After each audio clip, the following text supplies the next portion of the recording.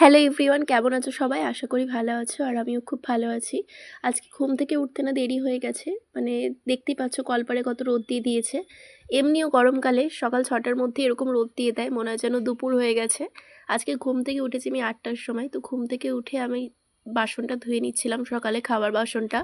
আজকে সকালে মা সেদ্ধ ভাত করেছিল, আর সেদ্ধ ভাত করলে সেটা খাওয়ার পর বাসনগুলো তো এমনি শুকিয়ে যায়, সেই কারণে আমি কলপারে জল দিয়ে ভিজিয়ে রেখেছিলাম যাতে আমার তাড়াতাড়ি মাজা হয়ে যায়। দেখো বাসনগুলো আমার মাজা হয়ে গেছে, মানে ওইগুলো আমি ধুয়েও নিয়েছি। এবার এই বাসনগুলো আমি উপর করে দেব যাতে জলটা ঝরে যায় বাসনের থেকে। তারপর এটা রান্নাঘরে রাখবো। বাসন মাজা হয়ে যাওয়ার পর কলপাড়ে চলে এসেছি জল ভরতে। মানে একটাও বোতলে জল ছিল না, আর এই রোদে তো জল ভরতে খুবই কষ্ট হয়ে যায়, কিন্তু কি করব, খেতে তো হবে, তাই জল ভরে আমি আজকে সকালে কি কি কাজ করলাম তা নিয়েই আমি ভিডিওটা তোমাদের সাথে শেয়ার করছি। আমার ভিডিও তোমাদের কেমন লাগে সেটা কিন্তু অবশ্যই ভিডিও শেষে আমায় কমেন্টে জানাতে ভুলবে না। দেখো জল ভরা হয়ে গেছে, বোতলগুলো তাই সাইডে রেখে দিলাম গামলায় করে। দিয়ে এবার কলতলাটা আমি ঝাঁটা দিয়ে ভালো করে ঝাঁট দিয়ে নেব, মানে ধুয়ে নেব আর কি।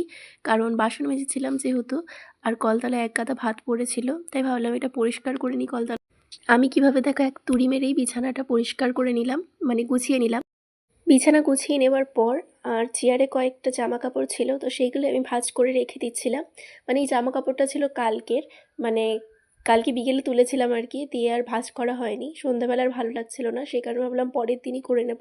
তো আজকে কয়েকটা জামা কাপড় ছিল, তো সেইগুলোই আল্লায় ভাঁজ করে নিচ্ছিলাম, ভাঁজ করে রেখে দিচ্ছিলাম। দেখো সব জামা কাপড় ভাঁজ করা হয়ে গেছে, তাই চেয়ারটাও সরিয়ে দিলাম। জামা কাপড় ভাঁজ করে নেওয়ার পর দেখো আমি আমার ঘরটাও পরিষ্কার করে ঝাঁট দিয়ে দিলাম। মানে আসলে আমি ঘুম থেকে যেহেতু লাস্টে উঠেছিলাম, তাই সব ঘরই ঝাঁট দেওয়া হয়ে গিয়েছিল, শুধু আমার ঘরটাই বাকি ছিল, তাই ভাবলাম গরমে কাজ করার পর দেখো আমি কেমন ঘেমে আমার অবস্থা দেখো কি হয়েছে, কিন্তু তাও আমি ঢং করা ছাড়ছি। তারপর আমি 10 টাকা নিয়ে চলে গেলাম দোকানে হাঁটতে হাঁটতে ফুল নিয়ে সয়াবিনে আনার জন্য। কারণ আজকে শনিবার ছিল, আর শনিবারে আমাদের বাড়িতে নিরামিষ রান্না হয়, তাই ভাবলাম আজকে সয়াবিনই খাবো, তাই সয়াবিন নিয়ে আসলাম।